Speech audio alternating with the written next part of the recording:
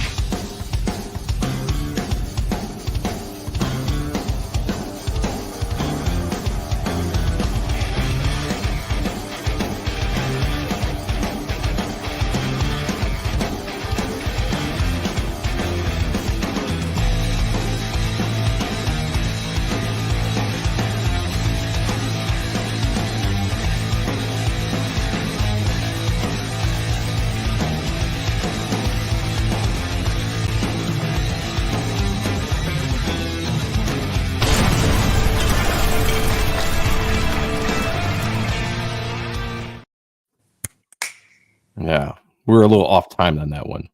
It's all right. Yeah. That's awesome. It threw me off because usually we do a really long intro, let people get in here, you know. Mhm. So I'm like, oh shoot, we only got like a couple minutes as opposed to 6. So the finger snap was off. That's our bad, everybody. If you're joining us here live, or if you're watching this as the replay, we're usually better than that. Just so you know. Just so you know. We can do better. Yeah, we will do better is the thing. Let's jump in the chat real quick because we have a really awesome guest we want to get to and not take up too much time. Mark Penguin was number 1 in the chat and number 1 in our hearts. Good to see you, brother. Mm-hmm. I said, yeah, I know. I had this set for May 10th. Yeah, you know, I make mistakes every once in a while, but I corrected it because I saw that message. So thank you. I think we're in the future. That could be it. That could absolutely be it. We got Apex Comics in the house. This would be worth the wait. Yeah, because it was May 10th. Mm-hmm. Remember the channel here on the Steadfast in the house. Good to see you. We have our co-host on Appreciating Comic Book Art live in the house, Miss Kayla. Look at that. Look at that. What's up? Classic John Byrne, Chris Claremont X-Men as we speak. So hot. That she's doing that or you're doing that? I'm doing that. Nice. Yeah. Nice. She's a what's up to the 2 best guys I know. Mm-hmm. Thank you. What's up to you? Yeah, Henry Bemis in the house. Yeah. It says Dan. Oh man, I already forgot it. Sean, you didn't forget, right? Chichester. Oh, that's why you're the co-host. That's why you're awesome. I'm a big fan of his Hellraiser Nightbreed stuff he did. Nice, man. Well, ask any questions, guys. If you're familiar with Dan's work, definitely throw in some questions. We'll get to those as we go. Jason's in the house saying, I love you. I love you too, brother. Love you. Good to see you. YSA. Yo. Getting spoiled this week with all the live shows. I know, right? All right. Good to see you, man. Thank you for being here. Appreciate you very much. All right, we're going to jump into this as we go, because we try not to make this too long of a show on a Thursday night at 10 p.m. By the way, I just have to say, I had a really fun day. Took my daughter to a play. And usually I'm not a huge fan of plays, but I was really into this because it was the Bluey play. If people haven't seen it, it's like this puppet show, you know, but it was really well done, and the kids got, you know, the interaction with the crowd was awesome. And anyway, it was a fun night. Got home, ate some dinner. Now we're here to do this awesome interview. I'm very, very excited. Been a really good night. Sean, how you doing? I'm okay. Diabetes wise, been a rough day, but I'm okay. I'm here. I'm excited. I can't wait to crack into the show and just learn the craft of writing a story. Yes. Yes, this is a little bit newer for us, right? We're artists. We usually have artists and creators on here, but we actually have an actual writer. This is gonna be this is gonna be fun. You know, like we've had a couple writers on before. Shout out to Mark and all them, but you know, just like this is gonna be great. This is gonna be great. All right. It's Thursday night. It's 10 o'clock. I'm feeling good. Welcome to 4 years of art and stuff. I may be dysfunctional, but I am functional. Jersey's finest, the Hispanic guy on paper, the creator type one, the only one. Don't be a bum back type one. Sean Ahrendt with me as always, my brother and I. very talented, very sexy, very distinguished, always narcissistic, but never vain. Staunch defender Rob Liefeld and Gina Crown, a lover of all things 90s. Joseph Michael Sonntag, or Joe M Sonntag, if you prefer, as the Pope likes to call me, JMS. Welcome to the show, and as always, what an awesome show it is we have for you tonight. Because, I mean, we already mentioned his name. Sean, who do we have on with us? We have Dan Chichester. No, Messed it up, I apologize. No. He worked under the shooter regime back in Marvel. He worked on Punisher, Daredevil. He just recently did the Black Armor. Great He book. worked on Elektra, Justice. He is a legend. Bring Let's bring him on so we can ask him all the cool questions. Remember when you wrote that? Welcome to the show, Dan. How you doing?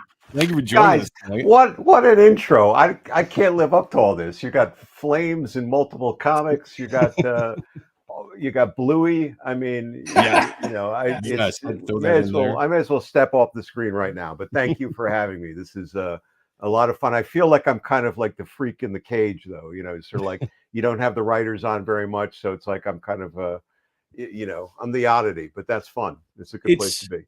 It's something we're trying to grow and be better at. We're working on us. We're working on us. Yeah. Good. I could be your self-improvement plan. When we first started the show almost 4 years ago, which that's crazy. That's awesome. Congratulations. Thank you. It's been a hell of a fun ride. Talked to a lot of awesome guests, got to know a lot of people, which is great. But we were like so just stuck in art. And our co-host Kayla will tell you that all the time, that we're just so stuck in art. And she's like, yeah, but what about this story? And I'm just like, babe, I probably didn't read it. No offense. Like I know it, but I probably didn't read it. And I was telling you before we went live, when I was looking at some of your work, I was actually shocked and excited to realize that you've written a lot of stuff that I loved when I was younger. So not just the Daredevil Black Armor stuff that I really, really enjoyed. That's really cool. Yeah. Awesome book. I'm so glad that a 90s style book came out in this day and age, and the art was great. The story was fantastic. But now I kind of want to dive into some of the other stuff that we grew up reading. Awesome. Very excited. Very open book, whatever we want to talk about. I remember picking up the Fall of Grace stuff with my father in Manhattan because he worked at the MetLife. Like he always went to different shops, but I just happened to be with him that day in the city. I'm like, oh my God, this is awesome. Like and that led, well, not directly to Black Armor, but certainly that's the long and winding road. Yeah. That got us to that. Well, it's funny, just speaking of Black Armor, when I saw it advertised, I immediately got attracted to the art with Netho Diaz, which we had on the show a few months ago. Shout out to him. Fantastic dude. I really appreciated getting to know him and just diving into his work. But that was one of the things that I originally thought it was like a brand new story, but jumping into it, I liked that it was kind of an archived story from that period of time. And because of that, you really got to dive into that 90s style and feel with some of the characters. Like when he was on the show, I was telling him how much I appreciated the fact that he was, drawing like Hobgoblin in his original costume and Sabretooth, like it was for a guy like me who grew up in the 90s with all that stuff. It was a real treat and a joy to have a book on the shelves like that finally. So thank you for that. I appreciate it. Yeah. And I just think, we can talk about Netho the entire time as far as I'm concerned. He's just an amazing talent. And, it's funny. I mean, I think a lot of people, cue into, he did a 90s style, he captured the 90s feel or whatever. But I just really think, he's just got a real facility, like a talent to just combine really cool looking stuff and also deliver on visual storytelling. Right. It would be really easy to have done a lot of just cool looking images and it just to be a complete mess. And he really added to the story and the storytelling at every point. So even if you don't read a word, which I'm glad you did, obviously, but you can see how he's unpacking these moments. And, a lot of that was in my plot. but he also made many choices to unpack those moments further. You know, I thought something was going to be, oh, this will be like 6 panels, and he would decide to make it a 9-panel page, or he would change, you know, something drastically or subtly. You know, Murdoch's supposed to be standing there. He's supposed to be holding his billy clubs and his glasses, you know, in opposite hands. And, you know, he came up with this whole, it's on one of the final shots where there's like a combo shot from behind. You see half the costume and half the, you know, the Matt Murdock, you know, suit, if you will. Yeah. And it's those kind of things that just, I think, elevate him in my mind, because storytelling is not the easy part of it. You know, when you can combine the two, make it look so dynamic and also deliver on the story, that's a real talent.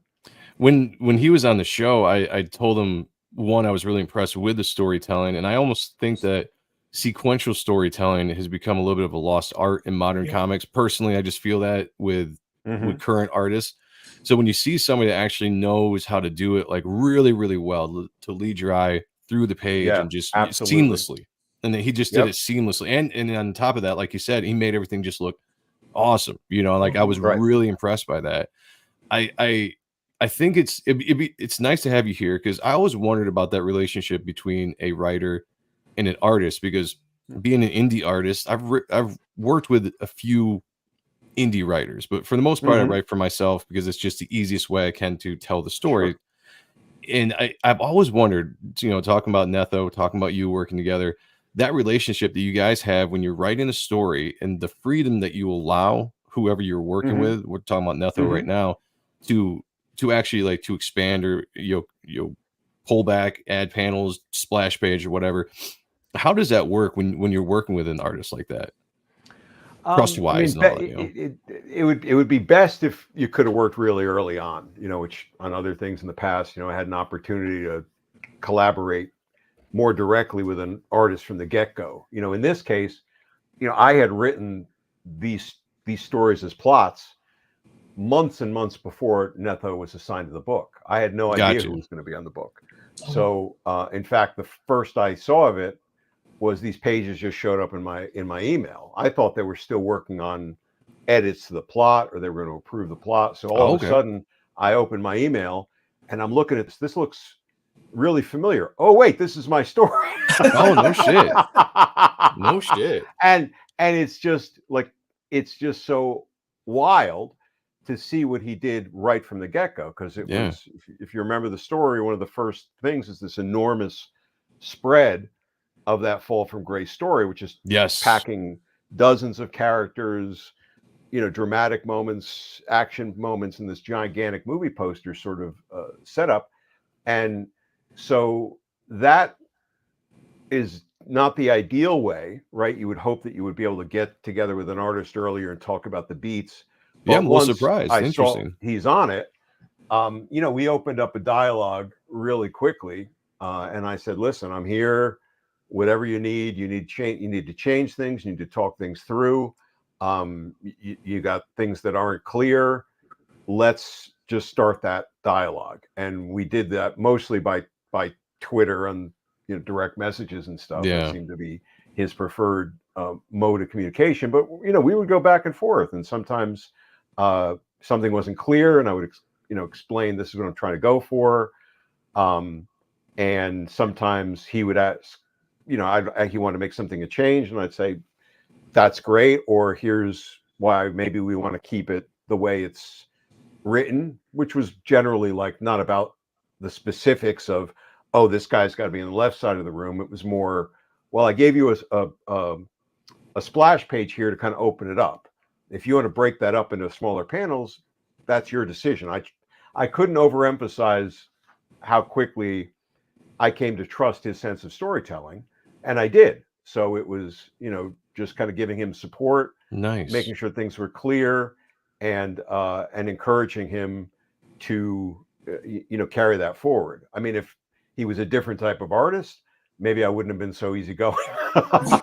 You know, I got you. It was like, but because it was always felt like he was plussing the story, you know, he was taking it somewhere else that would inspire me, you know, more, that I would just, let me roll with it. Let me run with it. He's inspiring something new in me, because I put a lot of dialogue in my plots. You know, I'm going to come back to this line, or Kingpin's going to say this, or Sabretooth's going to say that, but it's not the final script, you know, until I get the artwork in that case. In this case, we ended up working very old school. This wasn't a modern day script where it was like page 1, panel 2, right, with all the dialogue. It was the old school, you know, page 1 to 4, all this happens. You know, page 4 to 8, all this happens. Yeah. You know, with a fair amount of detail, I think. But it allowed me to just, you know, respond to him, which I found much more energizing. You know, I know as an artist, sorry, Sean, let me go in and then I'll let you go.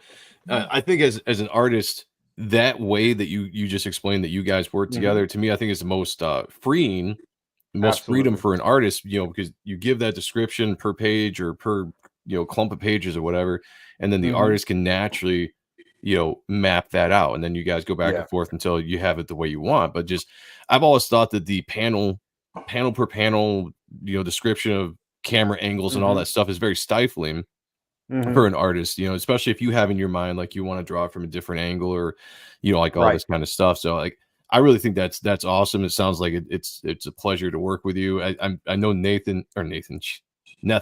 I've done that a couple times. Netho had Nathan Chichester. Yeah. I've talked to Netho behind the scenes and stuff, and he has great things to say about you as well. And I'm just like, dude, that's the way I like to remember and think that art is done all the time. Because that's the way I grew up hearing that it was. I feel like that's just you produce the best work, you guys together. And the more you work with somebody, I think, and you know, if the fates, you know, allowed us to work together again, I'd be twice lucky. But you know, you also learn what somebody likes, right? You try to get into those rhythms. What is somebody into? You know, you move things in that direction. What do they don't like to do? And you move things away from that direction. I think that is part of the. Oh man, Andrew, that's great. Andrew Dahlhaus in the house. I mean, talking about continuing to elevate this project, you know, because I would see the pencils, and that was amazing. Then I'd see the inks from JP Mayer, and then like suddenly Andrew steps in, and then the color was like, every time it was like a completely new comic book for me. That's awesome seeing. By the way, I'll always pronounce people's names wrong, so I apologize for that, everyone. But when Netho was on the show, I told him, I was like, the amount of talent that the project has, you know, including the writing all together was fantastic, from colors, inks, pencils, writing, all that kind of stuff. It's probably one of my favorite books that have dropped in the mainstream, because I primarily read and buy and collect a lot of indie books more lately over the last 4 years than I have anything. So when something drops, like, you know, a Batman Joker Deadly Duo, or something that Rob Liefeld does, or anything that Brett Booth does, and something like this drops, it's just nice to have more options to actually go to the LCS for once and pick something up from the shelf that's actually good and entertaining and that I enjoy. And you guys knocked it out of the park. Yeah, that's very cool. I think there was a little I know there was a little derision, you know, when they announced this initially, and you know, there's digs at the armor, there was digs at you know, me a little bit, because I'd been in the game for forever and a day. My favorite headline I always cite was like, worst writer returns with worst costume ever. But that was a headline. Well, you know, you're doing something right if that's the case. But yeah, hey, at least they paid attention. But I think you know, it was that combination of everybody just having a good time, and we did. And I think that comes through on the page. And I think by the time the book got in people's hands, and you know, some people took the time to write reviews, it was all very positive, you know, for everything that I saw, at least. And I'm pretty sure if there was really horrible ones, I would have seen those too. So I think that's just a matter of, you know, these people were all A-level talent, but also everyone was just having a good time with it. And it showed. Yeah, it absolutely showed. And I'm gonna throw the show to you in a second, Sean. Just well, you asked what I was no, you go a little bit more elegantly. I did. Oh, okay. Well, so we're working together as a team. I like that. Oh my God. Co-hosts or a team. That's how we do it around here. Yeah. Yeah, and there we go. I forgot what I was going to say. So, Sean, take the show over. I'll say hi to the chat while you're talking. Sure. So you also worked on Midnight Suns. Yeah. Which was one of my favorite, like, love it, realms of Marvel that there was. Like, What was that like? Like, I need to like just geek out. That was again a really cool opportunity, and where a lot of things kind of came together at the right time and the right combination of people, because Howard Mackey and I think Tex was the original artist. No, Javier Salteras was the original artist on Ghost Rider. And that book took off like a shot. Oh, so good. So unexpectedly, nobody expected it to do anywhere near as well as it did. That's a credit to their talent and their vision. But Marvel being Marvel, it's like, all right, how do we do more of this? Right? What do we do? We got a host of horror characters. What do we do with them? Won't they fit in this world? Right. But what is the world? And so that was a place where we got drawn into it. I was offered do something with these characters, Blade and Hannibal King and Frank Drake, and I create Night Stalkers. Len Kaminsky is sitting around with a Morbius, proposal forever and a day. Chris Cooper's got this idea for the Darkhold, right? And but they weren't connected. But then we got together, and it was just this great, I don't know, I think we did like a 2 or 3 day retreat. Marvel took us to like one of those corporate retreat places, which was, the four of us and Bobby Chase, who was the editor of Midnight Suns, and we just started to shoot the shit, the supernatural shit. I brought this big stack of supernatural books I still have behind me here. The history of demonology, the spell books, all this crazy stuff. And then we just started like riffing, well, why would they get together? What would the threat be? Here's this twisted thing. Len would always leave the room, go smoke a cigarette, and come back with like this amazing like idea. Maybe he was smoking something else. I don't know. But I was just going to say, could be. But over these 2 or 3 days, we just conjured this whole idea of, at that point they weren't called the Midnight Suns. By the end of those 2 or 3 days, they were called the Midnight Suns. They had this idea that there was this huge supernatural threat, Lilith, that was trying to, bring all the horrific evil entities, to one place under her command. These characters, which would end up totaling 9, with would be this almost Lord of the Rings, fellowship, in a way that would, combat them. And all these little bits would come together. We realized like at one point, wait, there's 9 characters. That's like Lord of the Rings. I remember Howard Mackey said that at one point. So cool. It was a very organic little bits and pieces that got us more and more enthused. Howard will tell the story, or has told the story. He wasn't originally into it at all, because Ghost Rider was cool. He was doing really well with that. Why am I getting dragged? Why is my stuff getting dragged into this thing that doesn't even exist? But because all of us were really friendly, we were all approaching this as like, hey, let's try to make something good for each of us. It just became, at that point, a really, really fun collaborative experience with a bunch of people that you were jazzed to kind of push up. But that was a very much a writer editor driven discussion. There were no artists in the room. There should have been, though, in retrospect. You should have had a couple of artists there as well to goose some things further along. Because I'm sorry, Joe. No, go ahead. It's more natural where these days it's the mandates like we need to put it on underwear and birthday candles to sell it, like as opposed to like what the story is really about, to craft. Right, but I will say, Sean, though, that we wanted to sell things, right? Yeah. Like there's you're thinking of these things, we want it to sell, right? So it's not pure and like, oh, we're just going to let the story drive it. There was always a sense of if we want to tell a story, we want to tell a story for as big an audience as possible. But yeah, there wasn't a kind of a corporate mandate of like, you must do this, and here's the story that somebody up here came down with, and it was we want to create a supernatural set of X-Men, if you will. Like X-Men was a family of books. Midnight Suns was supposed to be a family of books. Go make something, go conjure something, guys. And we did our best to do it. He did a hell of a job. I was just saying, I thought it turned out great. Favorite shit that was coming out, like Marvel, like the Image guys were gone, but like I was still there. That's great. Give me all of that. Yeah. That time in comics was it was so awesome because I mean, you had the big 5, big 7 guys leave and do Image and doing some fun as far as art goes, fantastic looking art. And then Marvel stepped up. And you had all the artists and Marvel come, like the Kuberts and Capullo and all them, Bagley and all those guys step up and do stuff. And then DC was doing their thing. It just seemed like there was so much fun stuff going on. The competition all across the board, big stories, character creation, all this stuff was happening. The Midnight Suns was really, really fun. I remember looking at, I can't remember what issue it is. We talk all the time, like we need to do a Appreciating Comic Book Art live, going over some of those books because it's been a while since I read them. But what drew me to it is I think, was it Adam Kubert?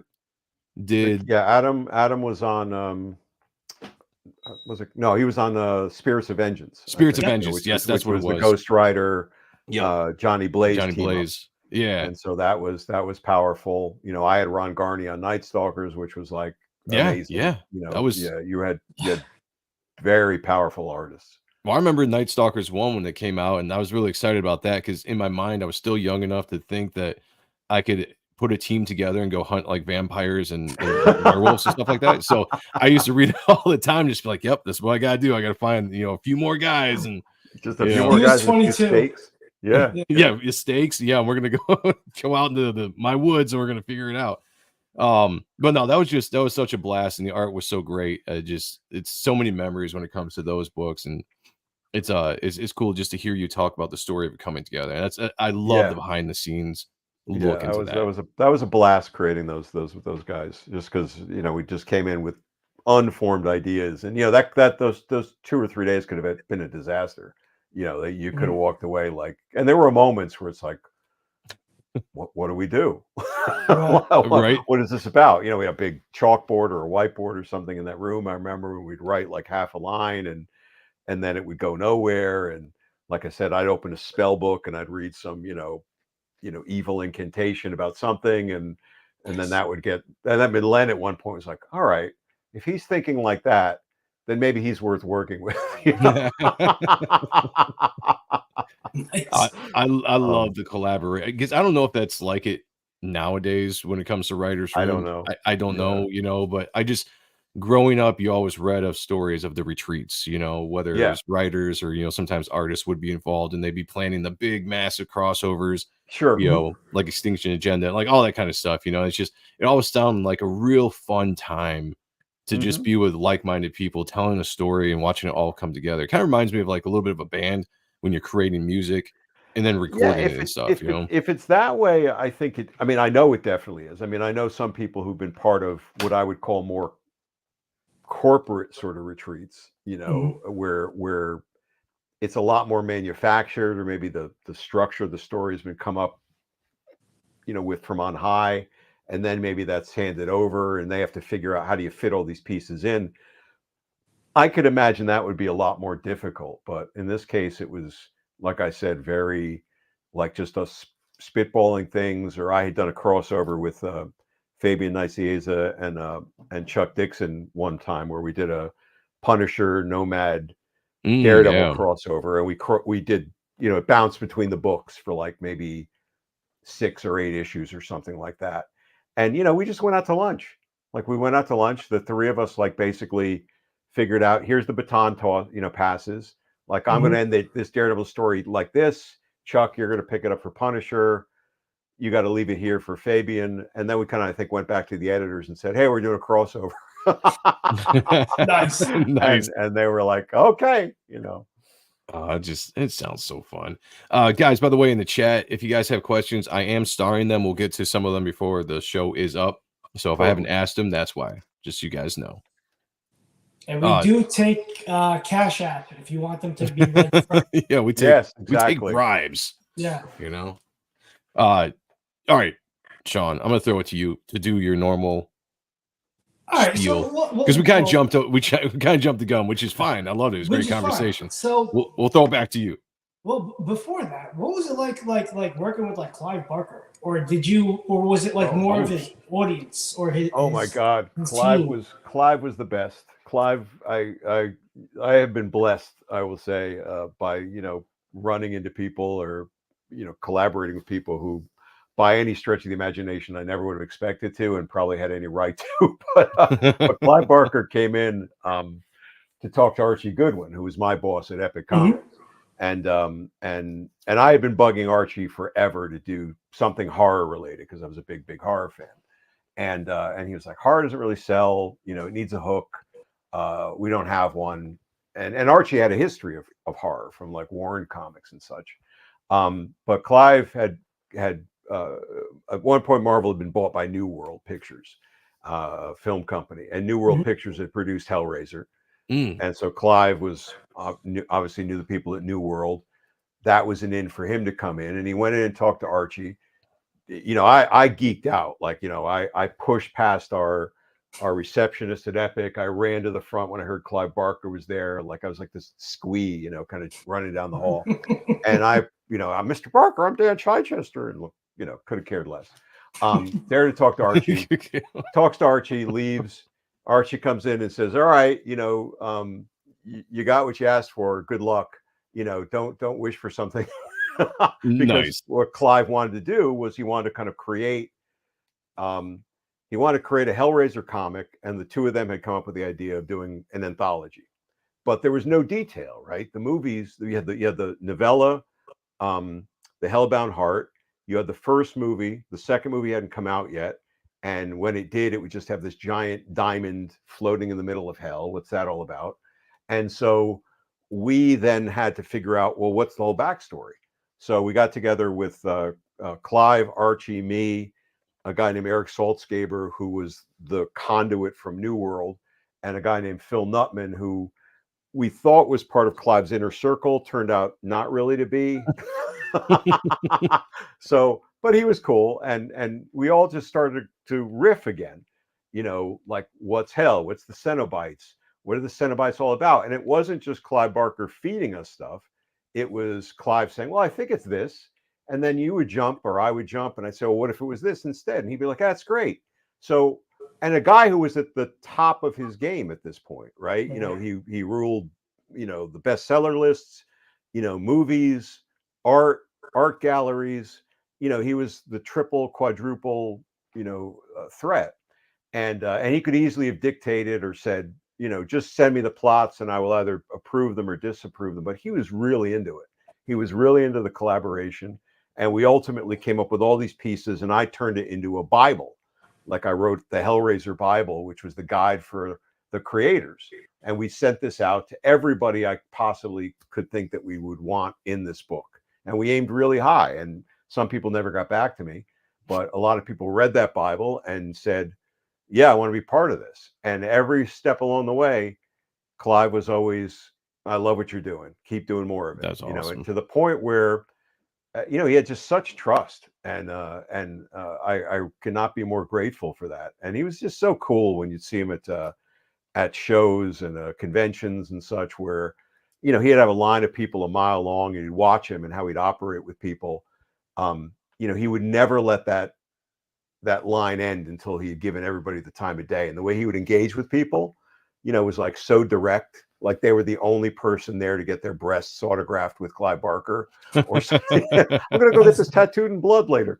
I like it. But I took away from that, that's the way you treat fans. That's the way you treat, people. If somebody who's at that level is going to engage with his fans and his readers that way, then anybody can and should do it that way. But he was, I had such a great time, and I was so appreciative that he trusted me and us, to keep expanding his world. I think that's awesome. Guys, I see you in there. Let me jump in here. A couple comments. I brought him up, but just Kayla, our co-host on Akba on Tuesdays or Mondays now. Sorry, the whole Cenobites versus Nightbreed thing is pretty cool within the Cabal series. Henry Bemis says those comics were so creepy they nailed the world of Hellraiser. Yeah. Yes, they did, and in fact, it was so creepy. When I turned the first issue in before it was published, they called me into the office, the publisher's office, and they said, we don't want to run one of these stories. It's too creepy. Really?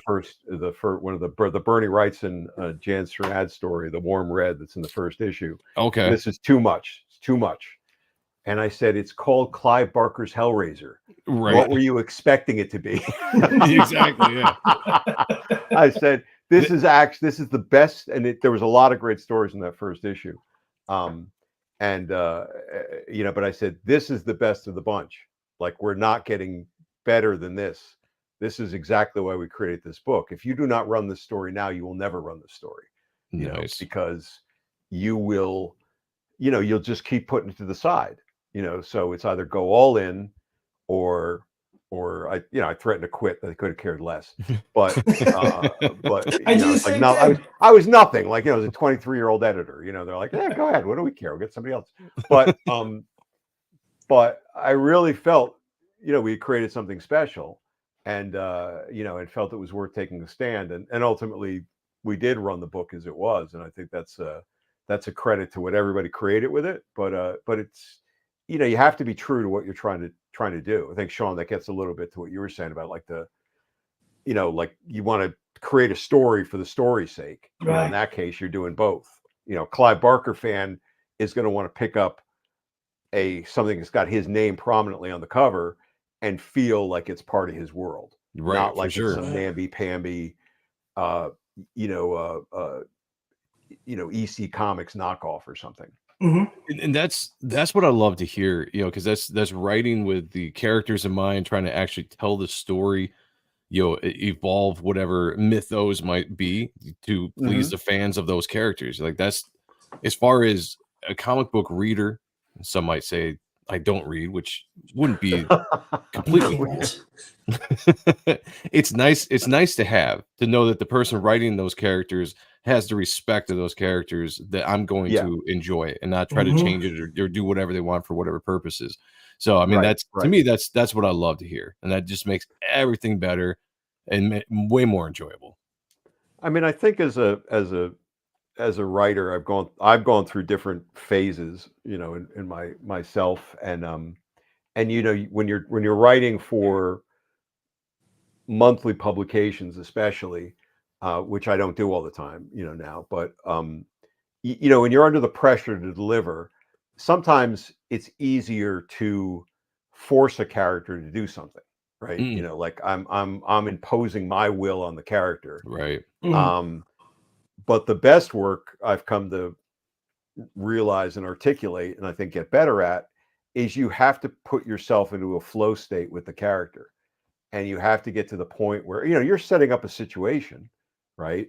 But that character has to act naturally and speak naturally and do whatever he or she is doing, through that. And when you let that flow state kind of happen, you get better work that honors the character, and then also just you're almost like channeling it, like it's kind of like a Ouija board. Mm-hmm.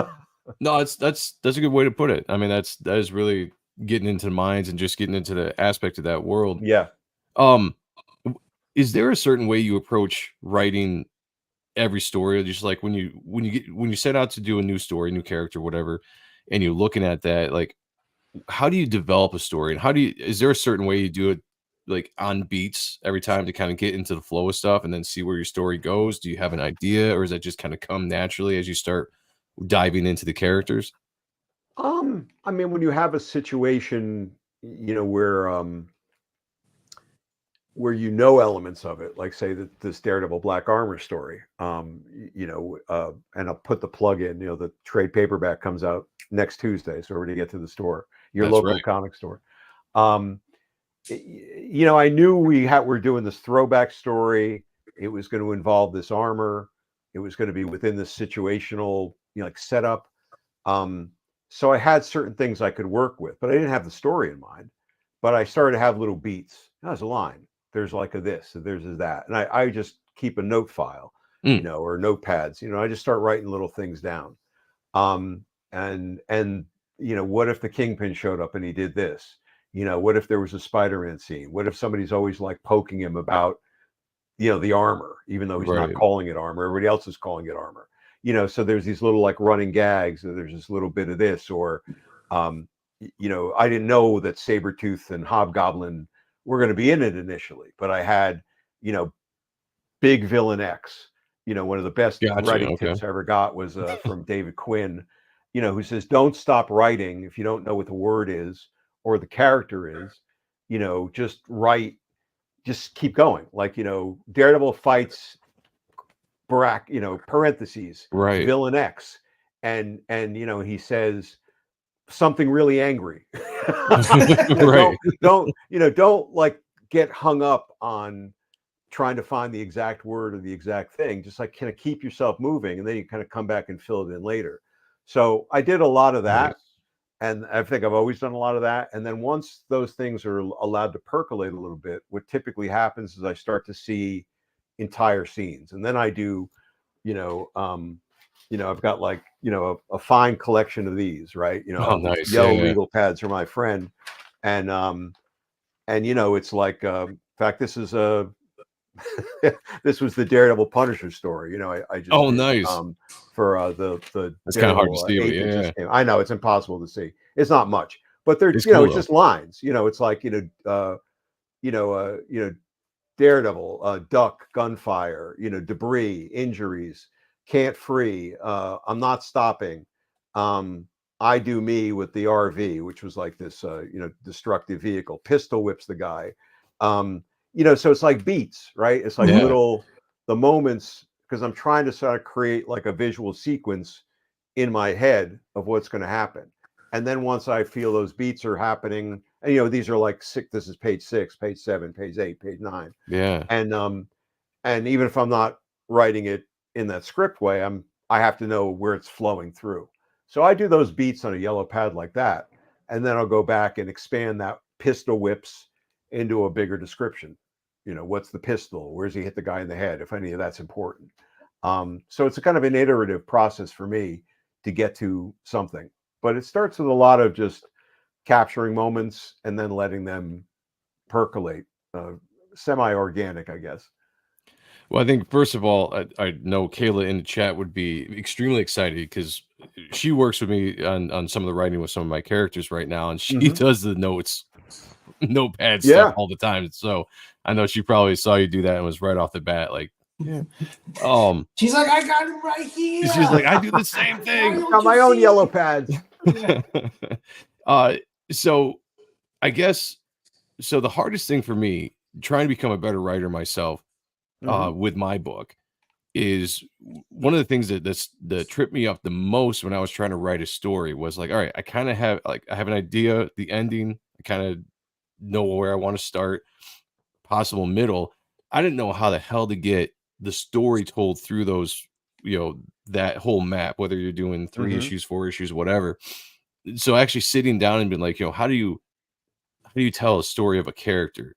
How do you get the character to resonate with, connect with the reader, a purpose, instead of just being like, from me, from a 90s standpoint, if I wasn't really thinking straight, I would have just been like straight action, no story. Right. But actually having that compelling story, like developing a character, to me, I think was the hardest thing to wrap my mind around when it came to telling a story.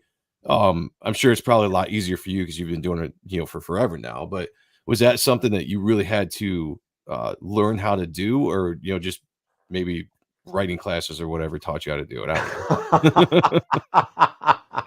I think everybody takes a couple writing classes and then says I should just be writing.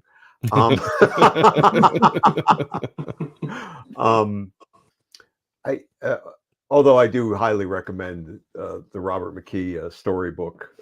He used to teach a story course, and I ultimately finally read his book, and there's a lot of great stuff in there. Robert McKee was like a famous screenwriter who did a lot of. He used to do these writing seminars, and they were about screenwriting, but they were applicable to everything. Right. He finally captured everything in a book that's just called Story, which is pretty good. But I think that, initially, I think like a lot of people, you start from a plot point of view. What are the events? And those events just may be action, right? Okay. And certainly a lot of superhero comics and things are driven by action and events and over dramatization of things like that. And I think that's okay when you're in that note writing stage, when you're in that beat type of stage, because what you're trying to do is you're also trying to kind of create dramatic moments and exciting moments and emotional moments, and that emotional moment can be somebody, is breaking down, from fear or rage that they weren't able to do something, or they could be, I'm dropping off the side of a building and I can't catch somebody. They can be over the top things. But once you do that, and you've got something that sort of feels like it has those beats, and I'm always very beat driven. When I say that, I mean, I want something to land. I want something to land at the end of a page. I want something to land at the end of a scene. Right. So it feels like it's something satisfying to me, and then hopefully, the readers, as opposed to it's just kind of a scene petering out, or having people just sitting around a table talking or something like that. Right. Exactly. But once you have that, once you have that sort of that feeling, then I find it like another pass is necessary to start thinking about, all right, what are they really experiencing here? Like, and then that may make it, it's again an iterative phase. Like, just because it doesn't all happen in one, you may go back in and you start to kind of invest. Well, what is this really about? Or why is this villain or this character trying to do something? And then you start to do that character pass that allows, I guess, the story to feel more enriched by what those characters are about. And then the next pass may be, well, I got to lose that scene, right? I got to lose that scene I loved so much before because it was so thrilling. Right. There was Stephen King is often credited with the "kill your darlings" line. I don't know if he came up with it, but just because it's your favorite, and maybe because it is your favorite scene or moment, you got to kill it because it's not serving the story. So you go back through and then you start to kind of, pick it apart. But here, this Black Armor thing again, just because it was most recent. And I'm just subtly or not so subtly plugging it for the listeners. Absolutely. Yes. Plug it. Let's do it. Yeah. Trade paperback coming out. Is Daredevil's got there's a some villain is doing kidnapping people from Hell's Kitchen or around the world and putting them into an arena to fight against supervillains for his amusement. All right, that's kind of the baseline of what the parts of the story are. But the whole supremacist theme, that Baron von Strucker, kind of brings to it, that came out over time. That came out, actually, I read a lot of just crazy stuff. And there was a book called Survival of the Richest, which was all of these, tech billionaires, basically like just worrying about like some world-ending event or the proletariat rising up and wanting to kind of go for their throats. So they're all building these crazy bunkers and scheming to survive the apocalypse without us. And like all of their sort of, and this is true. Like, this is like, I was just going to say, it sounds like real life. Yeah. Like that's like, this is a nonfiction book. And I was reading this and just the mindset of these guys and the dialogue that they were saying to each other and revealing to the people they were meeting with and who was interviewing them, that then became this bigger drive for a character like von Strucker. So that then unpacked more of Daredevil, who's always going to stand for the little guy, right? And his drive, like, I'm going to stand against this no matter what. So I don't know if that quite answers your question. No, Joe, it but does. It does. It's like, if it's not all there at first, that's totally cool. It is just a matter of kind of going in again. And like I said, but I think the enriching stages are so critical because you can easily do, just a fast pass and have a great action set of visuals or action story even. But when you add that extra layer, it feels better, right? It gets you again into that flow state for the characters. No, I think that absolutely answered the question, and it's kind of interesting with trying to become a better writer myself, and by no means call myself a writer. I'm an artist that's trying to write, and I could plot well, and I think I could story tell. But actually trying to write, it was interesting getting into the process of it. And I love that you just said, like the quotations, if you don't have something completely worked out just Oh yet, yeah, it's not a I big love deal. that. Because sometimes I would do that. And I almost kind of felt like, is this a cheat? Is this bad? But what was cool is I did find that sometimes that would get filled in. And sometimes something that I did over here would spark an idea back over here. And then all of a sudden pieces would kind of start falling into place. And something I hadn't thought before would kind of expand the story in a better way. And I'm just like, oh, Right. glad they left room for that, because here we go. Like, the story is so much better now because I didn't try to, do too much at that point. So that actually just makes me feel better that you said that, because now I'm, I feel a And little you know more what that means, direction we're Joe? going. We're Say what? brilliant. Like we We're thought brilliant. we were like Look at that. questioning ourselves, but You've got a glowing halo around you, Sean. Of course you're I don't like brilliant. to brag. You're like, Set the But lights up perfectly. but that's the fun part of it too, especially if it's like a longer story or multi-part story. Sometimes you find a line or a thread that you can bring back in right earlier. And I like that a lot. Maybe I do it too much, but I like that bookending of things, of themes and lines, that sort of then create like a connective tissue, between things, because then it resonates. And that may mean again that you have to rewrite something or revise the pacing or whatever, but it's ultimately worth it because then something extends through a whole story, and when it pays off, it's that much more satisfying. I remember one of the early I don't know if it was a review or whatever for the first or second issue of this Black Armor thing. The Mole Man shows up. And somebody was like, "Oh, well, that was a waste of time. He's only there for like 2 pages. What a stupid scene." And they're not, but I knew he's going to show up in issue 4 again, and he's going to be like this whole thing that Daredevil's going to unleash. But it was just funny to me to read that, but it was fine. But to me, I knew I was setting the stage for that to happen later. So yeah, no, that was great how you did it too, because when he first shows up, you kind of think like, all right, here's the reveal of the villain, right? And then the very next beat is like, oh no, he's been captured as well, like, oh well, shit, who's the villain? That was a cool setup. And then to have the triumphant part where Mole Man comes back with all his minions, I can't remember what they're called, and just the moloids, and then that scene happens later on. I thought that was really good, and that's the kind of stuff I've been trying to pay more attention to as I dive a little bit more into actually reading comics, since I'm writing comics now, trying to actually read the beats and stuff.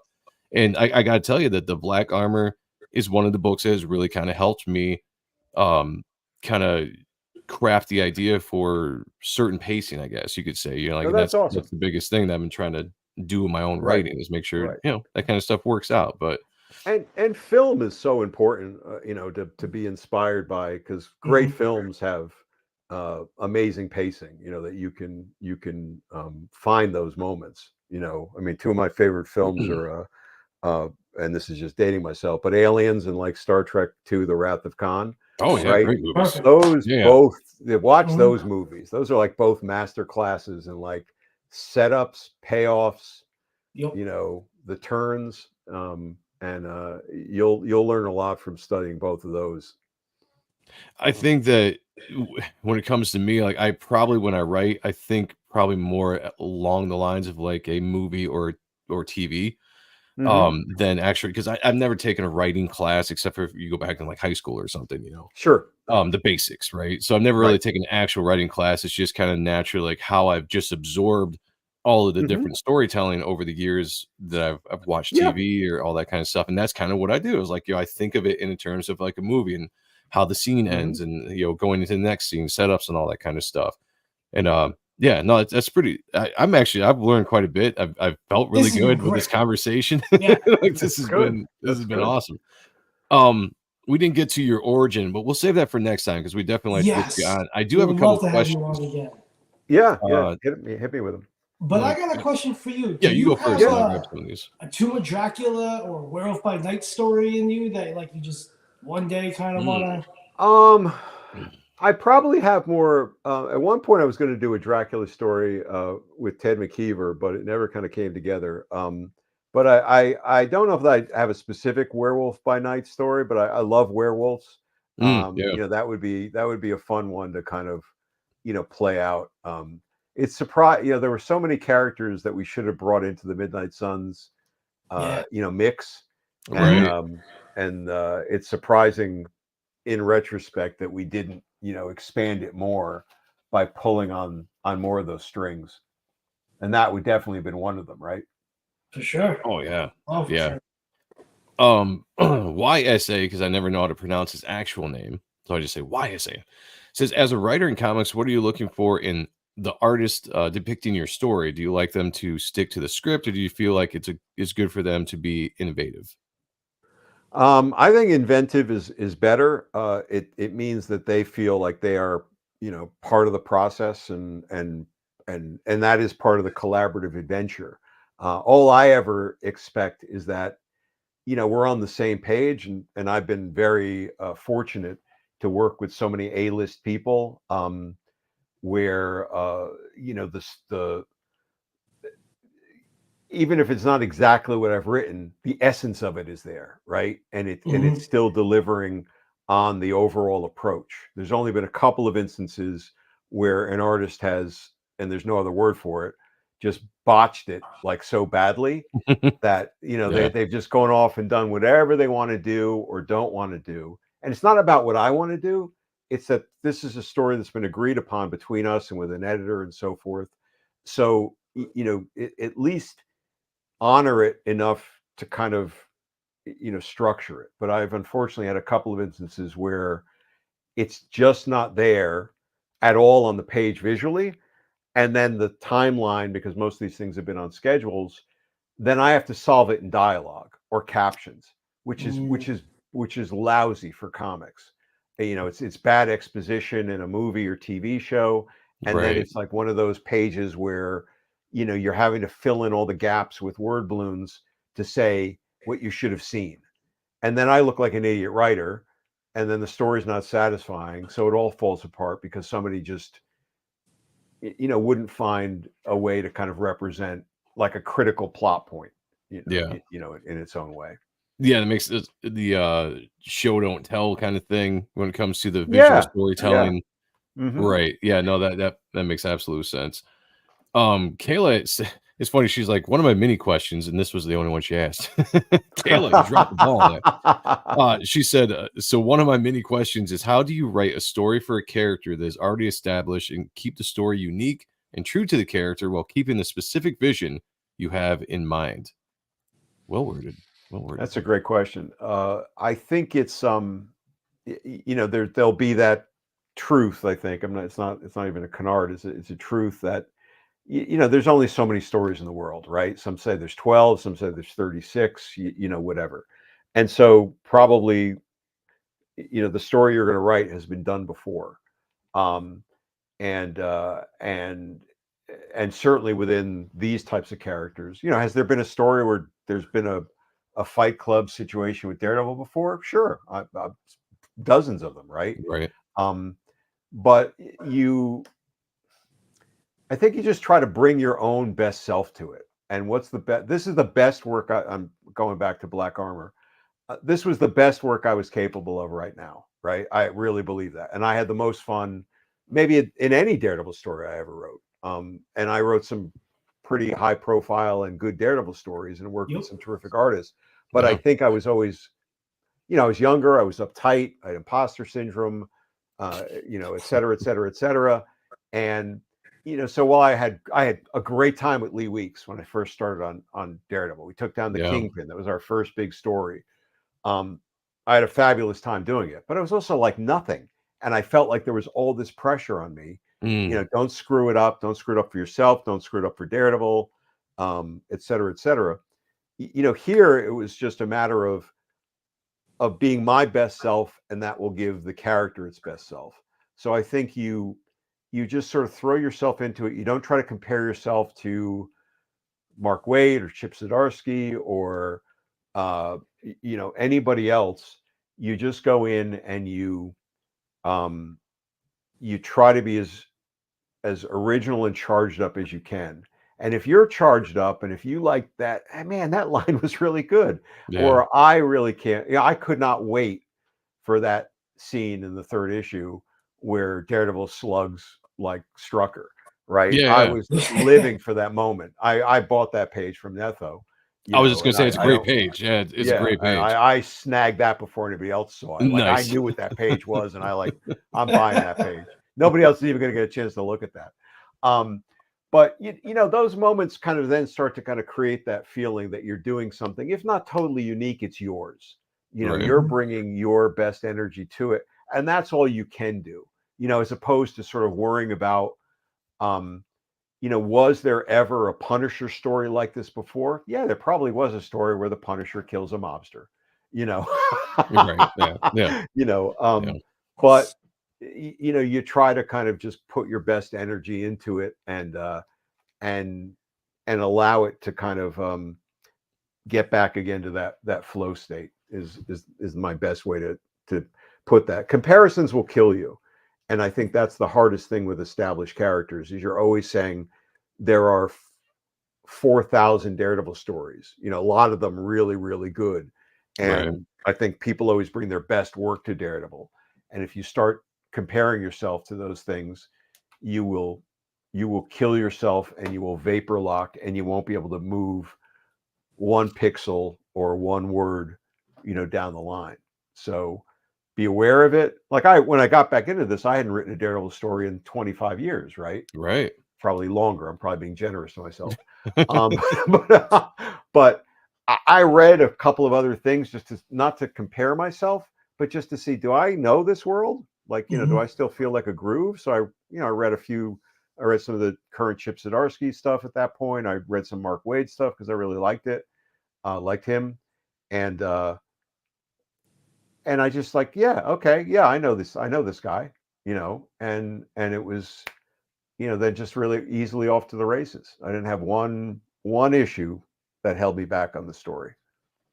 And I think that's great advice too. It's even as artists, sometimes we might find ourselves comparing ourselves to our idols because you're like, this is where I want to be, you know, and like you're drawing something, maybe you feel good at about it, and then you go read some references and you're looking at Silvestri and Lee and some of the best, and you know, from your generation you grew up, and you're like, oh damn it, you know, and it kind of kills your, you know, your motivation every once in a while. So it's like, yeah, like don't compare. Like it's such a hard thing when you start comparing yourself to others. Do you know the book The War on Art? Have you ever heard this book? I haven't. No. Yeah. Oh, Sean's you smart. know it, Sean? You ever read it? I got it. Yeah, it's a great book. I mean, it's Joe. It's I think the author's name is Stephen Pressfield, and you know, it's a thin book. You know, it's that's my cousin. Sorry. Yo, there you go. But it is, you know, the whole thing is just basically like, you know, there's this thing called resistance, right? And it is always on your shoulder, and it is always telling you you're not as good as so and so. You're not ready to do that. You're not doing this, and you will never ever overcome it completely. You know, it's never going to be like, oh, I can go through therapy and it's going to go away.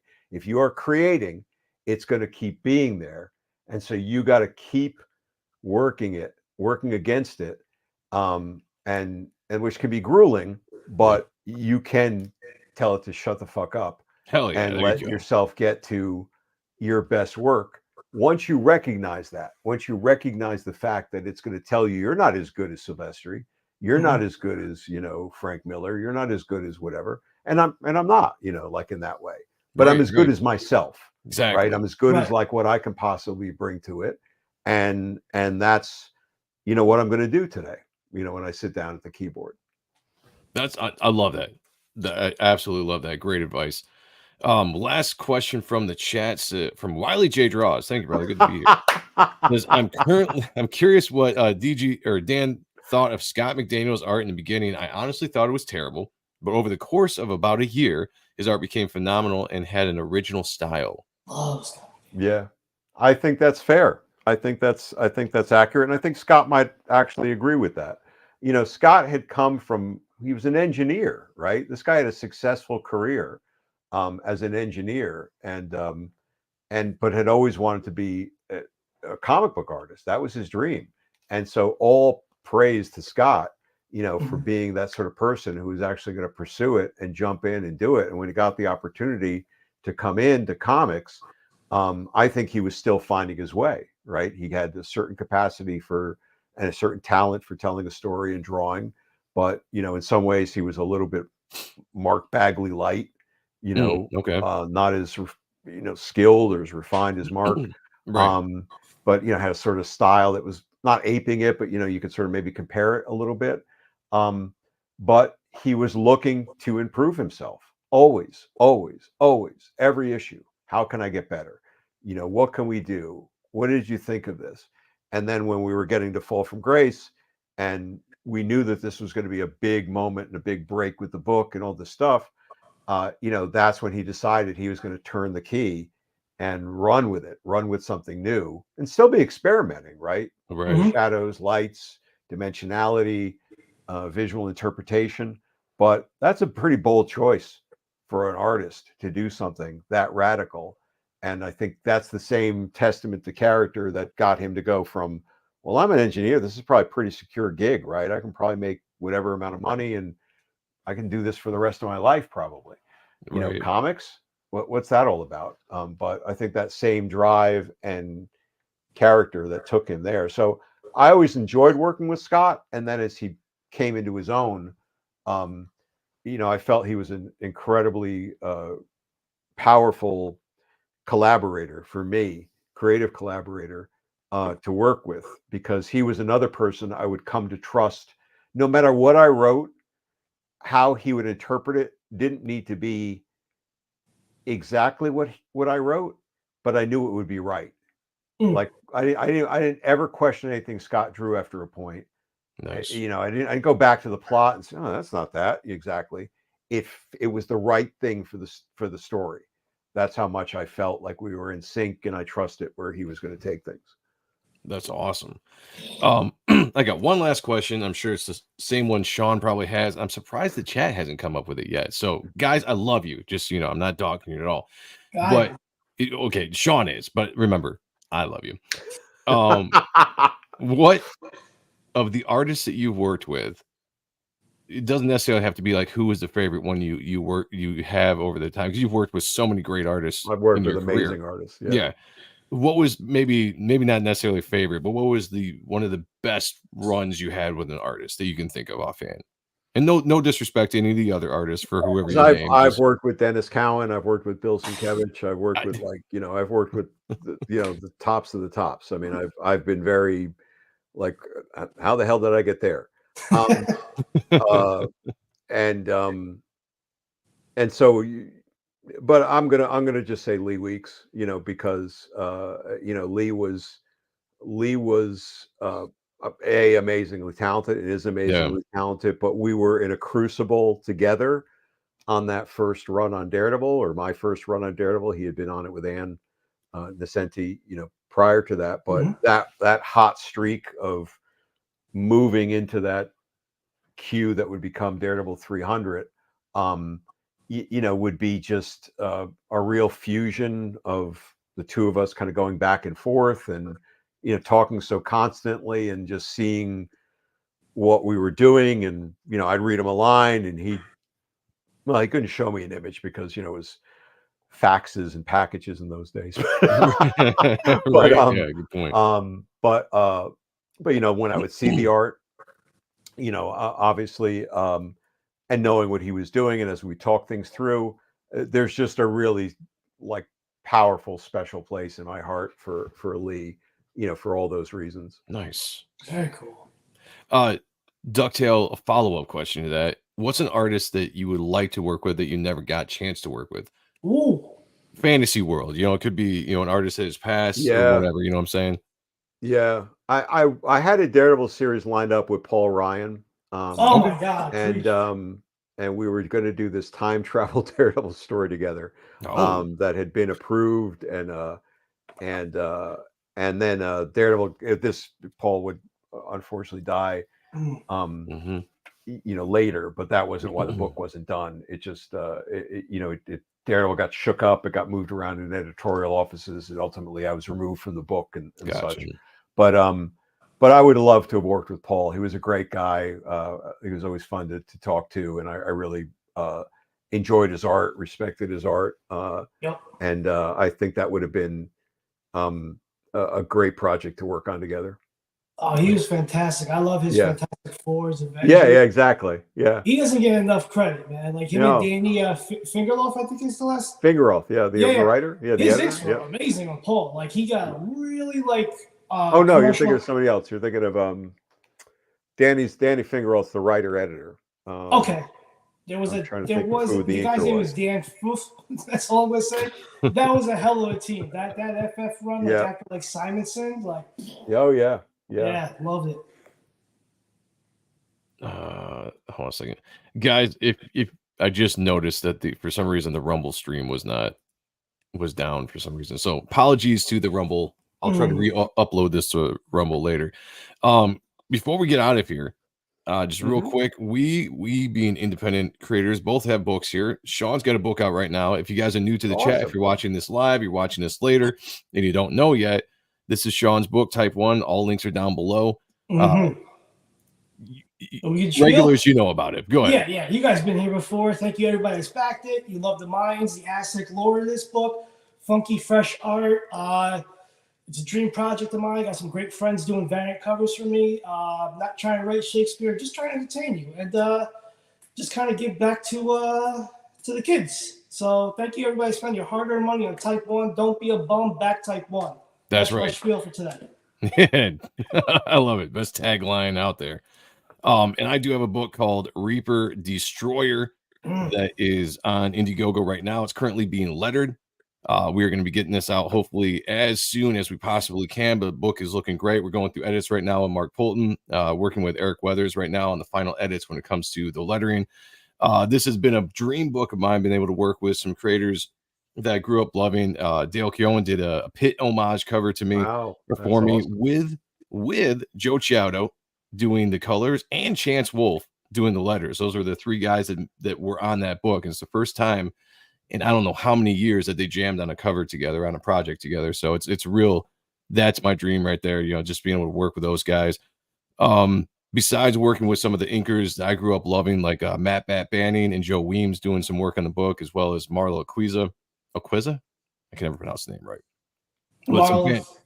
I just call him Marlo because that's you always just saw his name on the covers, Marlo. But this is my book. It's a dark character, kind of got a 90s feel. If you like Spawn, you like the darkness, you like Moon Knight, you're gonna love this book. But if you get the book thinking it's gonna be that as far as subject matter, you're gonna be sad because it's got a unique story. You're gonna be sad, but you're gonna be excited. How about we'll say that? You're gonna be sad for a second because it's not Spawn, but then you can be like, hey, this is way better than Spawn. Buy it.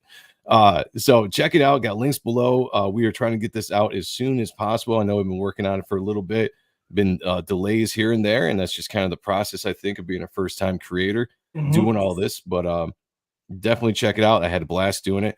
I got to give a shout out to Kayla, who was in the chat, who I did hire to write a backup story for me in one of the supplemental books. There is no nudity in this book, but I just had to cover up the subtle stuff we have so Indiegogo doesn't take it down.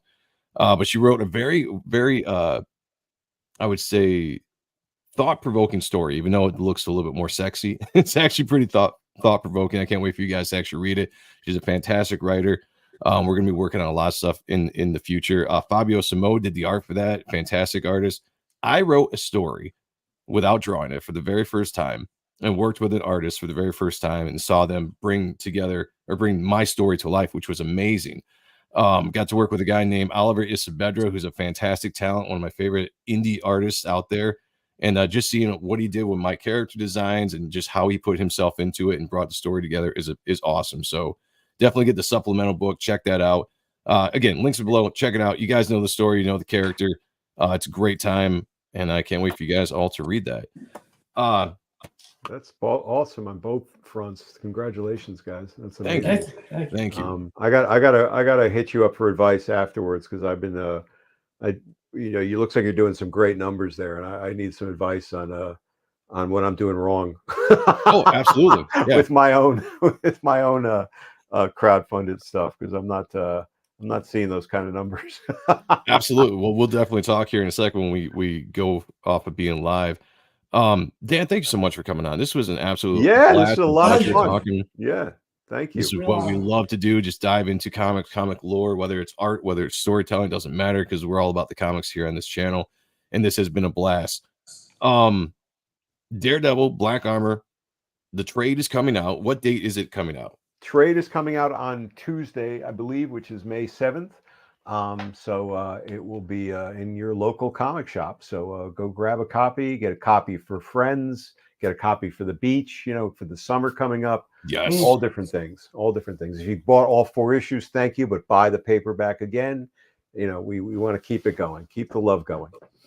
And I can't recommend it more. I mean, you guys saw when Netho was on, and we've talked about it before on this channel because it was just one of those books. And I hit up Sean the moment I started reading. I was like, dude, this is a book you need to check out.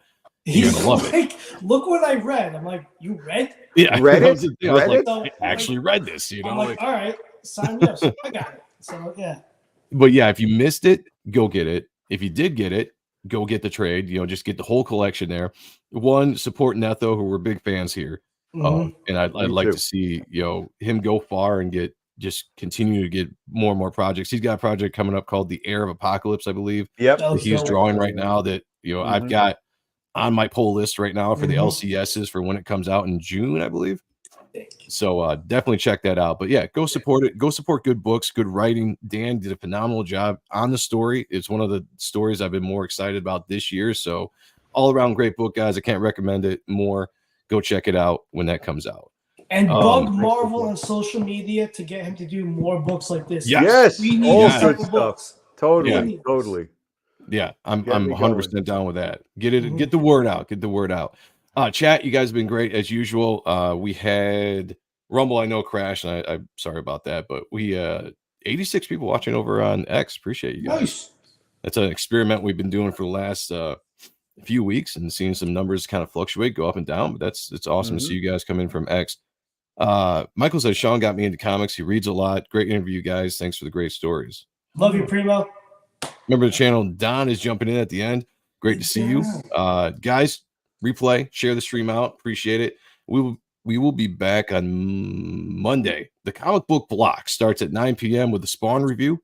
I do believe that this Monday is Brett Booth. Next Monday. I'm sorry. Next Monday is Brett 13th Booth. is Brett. That's right. No, sorry. 2 weeks. I got ahead of myself. Excited, but be on the lookout for that. And I'm appreciating Comic Book Art Live on Monday. I just bought this. We look at Jim Lee's stuff. We look at artists a lot. We don't look at a lot of inks. So this is the black and white Scott Williams, the Batman Noir Hush, the black and white. We're going to do this specifically to look at the inks. That's what we're going to do. We're going to dive into the inks with this book. Some amazing work from one of the best inkers in the business. So check us out Monday starting at 9. Through the rest of the night. Tuesday. We doing something Tuesday? We got VK Marion. Wednesday. A lot of stuff. Wednesday. Fuck me. It's okay. Yeah.